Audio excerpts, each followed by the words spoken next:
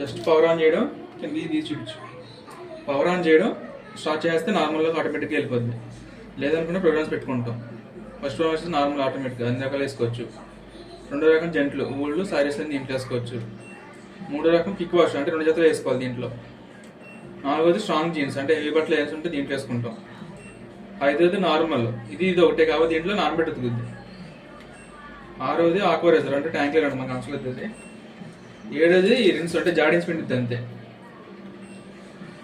8 టెప్లిన్, ప్రతి 30 వాష్లకి టెప్లిన్ చేసుకోవాలి.